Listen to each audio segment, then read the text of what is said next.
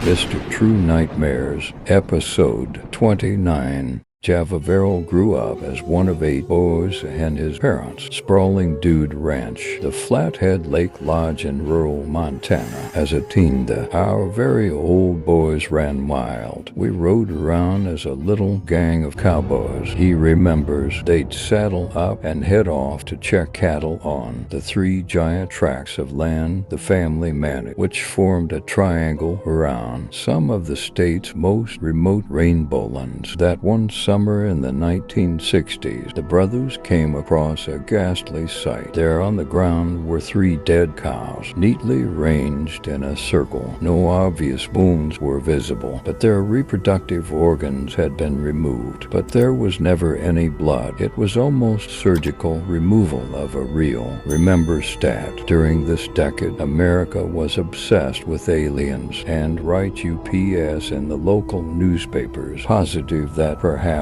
this was the work of extraterrestrial. People mused that aliens had taken the reproductive organs for testing, but one day Averill and his friends came across a lance in their path. Attached to it was a cryptic note with a threatening message. That's when we thought, it's gotta be people doing this. He says that then things got really strange. Over the next few days, a series of odd events unfolded. First, the brothers stopped in at a local bar to grab a hamburger, leaving their horses in the back of a stop truck. The horses were packed and tightly, and the Averill were only gone for a few minutes. When they came back, the horse packed into the middle of the truck was mysteriously out with no signs of a struggle. We had no idea how they possibly could have gotten that horse unloaded without unloading all the others. He says that the next day, a new wrangler on the ranch fell off his horse. They'd all been riding together, but now the single other member of the crew saw the accident. It was the weirdest thing of. Ariel says the man injuries were so severe that he was left permanently disabled. Doubt finally, the last terrible thing happened. An old camp cook drove out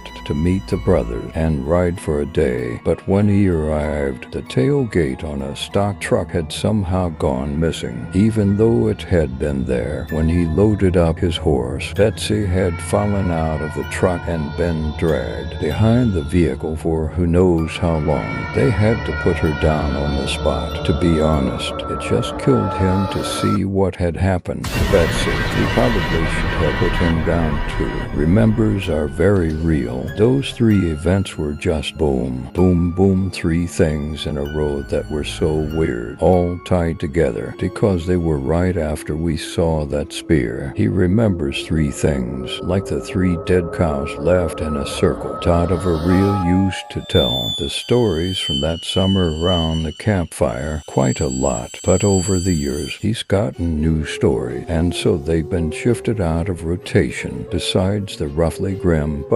buffalo it was, out in one of the most remote parts of his ranch. A neighbor had seen a pack of 16 wolves, and normally wolves don't bother buffalo, but 16 of them. I thought, well, maybe. He went to investigate. They're lying in a snow-covered field with a bowl, but there were no bullet holes or teeth marks or gashes on its corpse. Even stranger, scavenging animals and birds hadn't touched it, not even the buzzards, which is really unusual. He says one other thing was amiss. Its reproductive organs were gone, and there wasn't a single footprint in the snow around it or anywhere along the mile-long walk into the ranch from the nearest road. To ask of Averill whether he thinks he's dealing with aliens or human, and he'll tell you he's pretty sure it's humans, but I'd rather it was aliens. Yes, after that summer back in the 60s, seeing what humans were capable of, he'd pick aliens any day.